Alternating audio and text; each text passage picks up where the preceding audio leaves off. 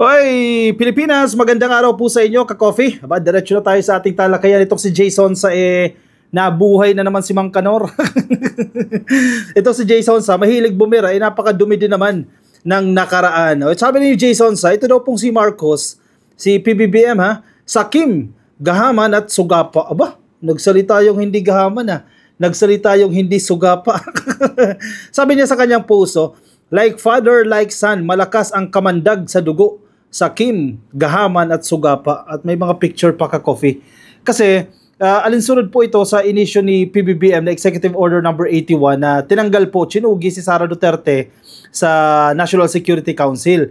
Ang pinapalabas nila, ang kanilang narrative ngayon, kung ano yung ginawa ni Marcos Sr., ginagawa daw po ni Marcos Jr. At magdideklara daw ito ng martial law. Yan yung mga imahinasyon nila Kasi ganun daw ang ginawa ni Marcos Sr.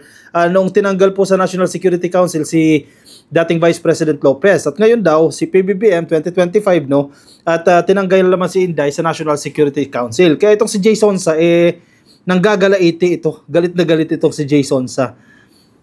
Nagsalita ang sugapa daw. Sugapa sa Kim at gahaman. Problemado itong si Jason sa. Kung babalikan mo ka-coffee, yung nakaraan nito, napakadumi din ng pinagdaanan nito ka-coffee. In fact, nakulong yan.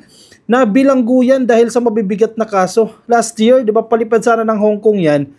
Pero, nasabat ng Bureau of Immigration at kinulong yan, yung si Jason sa. Ano yung mga kaso niya? Sige, pag-usapan natin ito ka-coffee. Ang dami rin problema ito May mga staffa cases ito At walang walang ungrateful ito sa kanyang mga pinagtatrabahuan, sa kanyang pinapasukan. Alam mo, RMN, bibirahin mo yung may-ari, DCME, bibirahin mo yung may-ari. Naku po, kaya maraming kaaway itong si Jason sa. Sige, balikan natin ka-coffee. Itong kaso ni Jason sa. Nasa balita ng ABS-CBN, may resibo. Hindi ka pwedeng makalusot dyan. Jason sa, arrested for alleged illegal recruitment. Sabi po ng National Bureau of Investigation. Hindi lang yan May mga staffa cases pa yan. Former broadcaster Jason Sa was arrested for alleged syndicated and large-scale illegal recruitment. Malawakan ka-coffee na illegal recruitment. Kaya nagkakapera itong si Jason Sa Napakaraming pera nito Large-scale illegal recruitment. Not to mention yung sahod niya dyan sa SMNI. Sinabi niya mismo yan. Inamin niya mismo sa pagdinig niyan ng House of Representatives. 1 milyon yung sahod niya. Grabe naman. 1 buwan 1 milyon. Ano pa yung mga radio program niya? Mag-i-interview ng politiko. Sisingilin niya yung politiko na ini-interview niya. Nako, kaya tiba-tiba itong si Mang Kanor.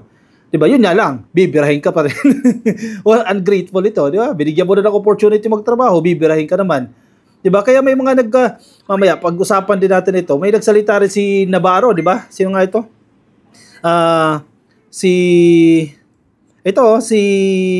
Leia Navarro, tama, senseless commentary of Jason Sa. Matagal na rin itong balita na ito, coffee 2019 po. Si Leia Navarro, binira niya rin si Jason Sa. Kasi ingrata, ungrateful. Sabi niya, senseless commentary. Jason Sa dishonors my father who hired them. Biruin mo, hinire ka ng tao, tapos i-dishonor mo. Nangyayari na naman. Tulad ng ginagawa niya sa mga pinagtatrabahuan niya. Binibira niya. Anong klaseng tao yan? Baka itong SMNI na sinasahura siya 1 milyon kada buwan, eventually, birahin niya rin. Naku po, ibang klaseng tao ito si Jason Sa. Sige, balikan natin ka-coffee itong kaso niya. Kung bakit nakulong itong si Jason Sa. Kasi marami-rami pa ka-coffee na mga pang-aabuso ang ginawa yan. Even yung production assistant, narinig niyo yan? Yung production assistant daw ng ABS-CBN, allegedly, binastos nito. Kaya pala ganoon yung remarks ni Jason Sa pagdating ng mga usapin ng mga RAPE. Huwag na natin i-mention ka-coffee yung mga nabibiktima. Nabiktima ang sinisisi, hindi yung mga manyakul. National Bureau of Investigation Assistant Director Glenn Ricarte confirmed that Sonsa was turned over to their custody after he was temporarily detained and arrested by the Bureau of Immigration. Ricarte said Sonsa was on his way to board a flight going to Hong Kong. Babakasyon sana papunta sa Hong Kong, dyan po sa Ninoy Aquino International Airport Terminal 3 when he was interviewed by immigration official. According to BI spokesperson Dana Sandoval, kinumpirma niya rin po yung interception o pagkaka-aresto dito kay Sonsa, saying they saw that his name in their derogatory records where there is an active watch list. Buti na lang, may higpit ang immigration at nasabat itong si Sonsa. Kung hindi, baka nagtago na siya that time. Sonsa was prevented from leaving the country when the BI found a pending staffa case against him. Hulo, ang dami ang dami staffa case dami naman pera, bakit manloloko pa? Di ba? Ang laki-laki ng kinikita, bakit manloloko pa? Baka siguro maraming binubuhay. Ilang babae kaya yung binubuhay, di ba? The Bureau of Immigration eventually detained him when an active warrant of syndicated and large-scale illegal recruitment was found against him. Syndicated and large-scale illegal recruitment. Oy, sir, ano problema? Bakit ang daming kaso? Pero kung makabira siya ngayon kay PBBM, akala mo napakalinis nito ni Jay Sonsa. And then he was transferred to the NBI's custody and later turned over to the Bureau of Jail Management and Penology o BJMP. Ricarte added that Sonsa was already in touch with his lawyers, etc. noong siya po ay na-detain. Dumi pala nito ni Mang Kanor eh. Ungrateful na, madumi pa. Balikan natin ka-coffee. Kung inyong matatandaan, sinampahan din niya ng kaso, cyber libel ni Julia Barreto. At ng ilan pa ka-coffee, hindi mo na mabilang ang mga kasong isinampa dito dahil sa ugali nito ni Jay Sonsa. Halimbawa, ito, tira mo, balikan natin.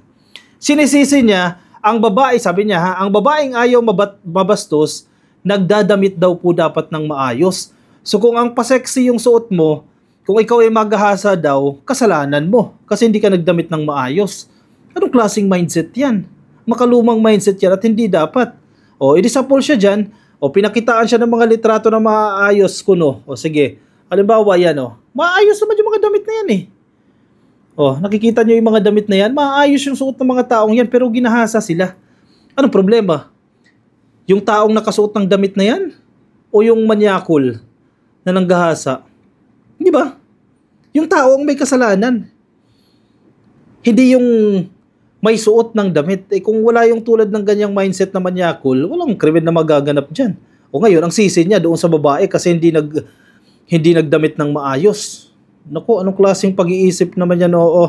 Sabi sa kanya, this is not a clothing store. These clothes are worn by RAPE victims. These dress were kept in exhibition to prove that dress is not the reason for RAPES. Correct. Si Sonsa lang ang ganyan ang mindset eh. Magdamit daw po ng maayos sige, kung lalabas ka ng bahay, magdamit ka, balot na balot ka. Pero hindi niya kinukutya o hindi niya kinukundina itong mga tao na manyakol. Diba? Yun dapat ang sisihin. Kung ganyang klase ng tao, sila dapat ang sinisisi at sila dapat ang ibinibilanggo dahil sa kanilang klase ng pag-iisip at klase ng kahalayan o pambabastos sa babae. Naku po, si Mang Kanor. Bali-balita raw, kaya daw na lugi itong restaurant business nila ng dati niyang kapartner na si Mel Chanco kinatkong daw. Totoo kaya yan? Kinatkong yung partner niya, si Mel Chanco kinatkong. At ang bali-balita ginastos yung salapi sa mga chikakas. Naku po, kaya pala ganyan yung kanyang pag-iisip. Bira ng bira sa administrasyon. Napakadumi naman. Bumira ka kung maayos ka, kung malinis-linis ka, grabe ka kung makatawag ng suga pa kay PBBM. Kung ano-ano pang pinagsasasabi mo sa administrasyon, ikaw din naman, napakadumi mo. Di ba? Ay nako, siya ka-coffee, tandaan niyo yung pangalan yan. Mang Kanor. Di ba, nag-a-ambition daw yan maging politician pero mukhang hindi nakakakuha ng enough votes enough support mula sa taong bayan. Ay nako. Siya, sige ka-coffee, comment po ang inyong opinion, ang inyong reaksyon dyan sa ating comment section para mabasa po yan ng iba nating ka-coffee. Huwag kayong magpapabudol dito kay Mang Kanor. Yung mga nasa Facebook po, pasuyin na lang ka-coffee, like and follow sa Facebook. Yung mga nasa YouTube, click lang po na subscribe dyan sa baba at hit na rin po yung notification icon para kayo po ay updated din sa ating mga bagong upload.